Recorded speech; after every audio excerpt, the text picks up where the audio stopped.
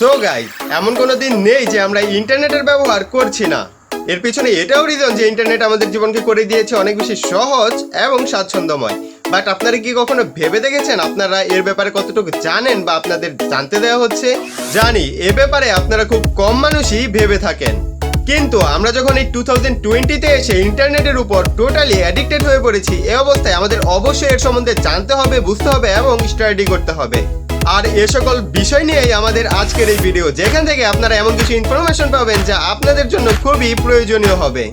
So before starting the video, আপনি যদি আমার চ্যানেলে নতুন হয়ে থাকেন তাহলে ডেফিনেটলি চ্যানেলটিকে সাবস্ক্রাইব করবেন, নয়তো ইন ফিউচার আপনারা আমার ভিডিওগুলো মিস করবেন। তো hello viewers, this is Shariful and you watching Electro YouTube channel. Let's get started.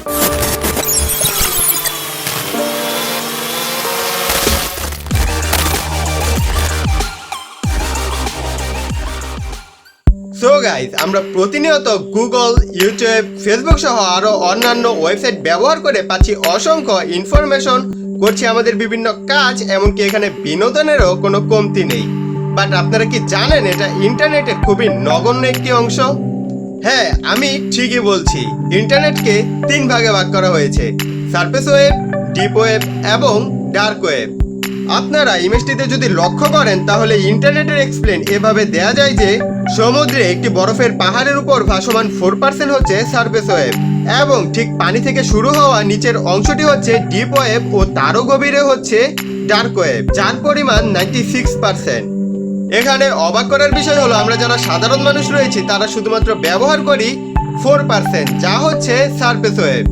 সুতরাং সারফেস ওয়েব হলো ইন্টারনেটের এমন একটি অংশ যা পৃথিবীর সকল মানুষের জন্যই উন্মুক্ত এবং সার্চেবল, অর্থাৎ ইউটিউবটি সারফেস ওয়েবের অন্তর্ভুক্ত, এবং আপনারা অনেকে হয়তো সার্চের মাধ্যমে আমার এই ভিডিওটি পেয়ে থাকবেন। এবং সারফেস ওয়েব সম্পূর্ণ লিগাল। এখন আসছে ডিপ ওয়েব।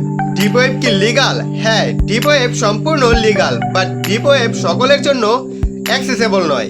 এমনকি কেউ চাইলেই ডিপ ওয়েবে অ্যাক্সেস করতে পারবে না, এমনকি এটি সার্চের অন্তর্ভুক্ত নয়। ডিপ ওয়েবকে হিডেন ওয়েবও বলা হয়ে থাকে। আর ডিপ ওয়েব অ্যাক্সেস করা যায় শুধুমাত্র লিঙ্ক অথবা ইউজার নেম এবং পাসওয়ার্ডের মাধ্যমে। ডিপ ওয়েবে থাকে একাডেমিক ইনফরমেশন, লিগাল ডকুমেন্টস ও গভর্নমেন্ট রিসোর্সেস সহ আরও অসংখ্য ইনফরমেশন, যেগুলো সবসময় হিডেন অবস্থায় রাখা হয়, যা এতক্ষণে অবশ্যই আপনারা বুঝতে পেরেছেন।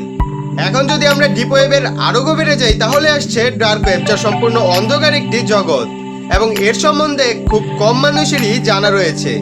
যেখানে প্রবেশ করতে হলে ফলো করতে হয় বেশ কিছু স্টেপ, যা গুগল ক্রোম অথবা ওপেরা ব্রাউজার দিয়ে অ্যাক্সেস করা একদমই সম্ভব নয়।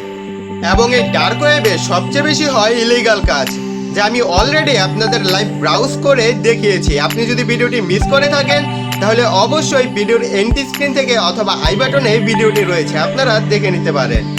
ডার্ক ওয়েবে স্টোর থাকে অসংখ্য ইলিগাল ইনফরমেশন, এমনকি এখানে হচ্ছে অসংখ্য ব্ল্যাক মার্কেটিং। আর এ সকল জিনিস সম্ভব হচ্ছে কারণ ডার্ক ওয়েবে নিজের আইডেন্টিটি হাইড রেখে যা ইচ্ছা তাই করার সুযোগ পাওয়া যাচ্ছে। 1990 দশকের মাঝামাঝি সময়ে ইউএস গভর্নমেন্টের উদ্যোগে ইউএস মিলিটারিরা তৈরি করেছিল দ্য অনিয়ন রাউটিং টেকনোলজি, যার মূল উদ্দেশ্য ছিল একজন মানুষ যেন ইন্টারনেটে সম্পূর্ণভাবে তার বাক স্বাধীনতা পায়, তাও সম্পূর্ণভাবে তার আইডেন্টিটি হাইড রেখে, যা সত্যি একটি ভালো উদ্যোগ ছিল। এবং তারা ডার্ক ওয়েব সকলের জন্য উন্মুক্ত করে দেয়। এই ডার্ক ওয়েবে অ্যাক্সেস করার জন্য প্রয়োজন হয় টোর ব্রাউজার, এবং ডার্ক ওয়েবের সকল ওয়েবসাইটের ডোমেন থাকে .com এর পরিবর্তে .onion।